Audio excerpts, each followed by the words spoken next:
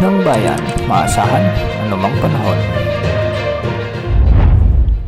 Magandang oras po sa ating lahat. Narito ang update sa lagay ng panahon ngayon at sa susunod na 24 oras. Maraming lugar ngayon ang nakakaranas ng maalinsangang panahon at ito ay dahil sa epekto ng easterlies. Mas nakakapekto ito ngayon sa bahagi ng Southern Luzon, sa may eastern part ng Visayas at may Mindanao. Dahil nga dito, asahan ang maulap na kalangitan na may mga kalat-kalat na pagulan at pagkidlat pagkulog sa bahagi ng buong Mindanao, Eastern and Central Visayas. Ang mga lugar na ito ay minsay makakaranas ng katamtaman hanggang sa malalakas na pagulan, kaya posible pa rin ang mga pagbaha at pagguho ng lupa. Samantala, dahil pa rin sa umiiral na easterlies o ang mainit na hangin mula sa karagatang Pasipiko, asahan din ang bahagyang maulap hanggang sa maulap na kalangitan na may mga isolated rain showers and thunderstorms sa bahagi ng Bicol region.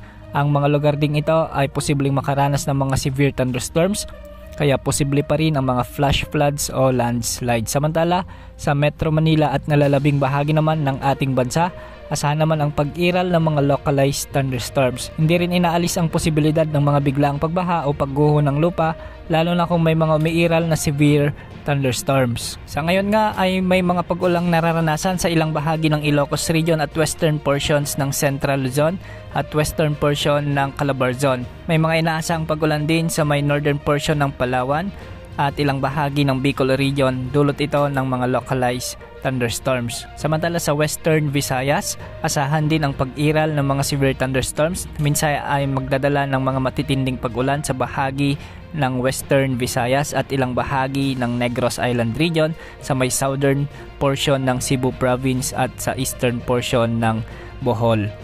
Samantalang sa Mindanao, makikita natin sa ating satellite animation na maraming mga lugar ngayon ang nakakaranas ng maulap na kalangitan at mga kalat-kalat na pag-ulan dulot ng easterlies. So ilan sa mga lugar na ito ay ang Zamboanga Peninsula, Northern Mindanao, Soc-Sargen at ilang bahagi ng Bangsamoro Region. Samantalang sa may Caraga ay asahan din ang bahagyang pag-iral ng easterlies, kaya makakaranas ng mga katamtaman hanggang sa minsan ay malalakas na pag-ulan. Sa Davao Region, asahan din ang mga bahagyang maulap na kalangitan na may mga kalat-kalat at minsan ay malalakas ding pag-ulan. Samantala, isang potential na low pressure area ang posibleng mabuo sa Southern Japan sa mga susunod na araw. Posible itong lumapit sa may extreme northern Luzon sa mga susunod pang araw at posibleng magpapaulan muli sa northern part ng ating bansa. Dahil sa malayo pa, asahan ang posible pang maraming pagbabago. Yan ang update sa lagay ng panahon. Ito po ang weather update ng bayan, maaasahan anumang panahon.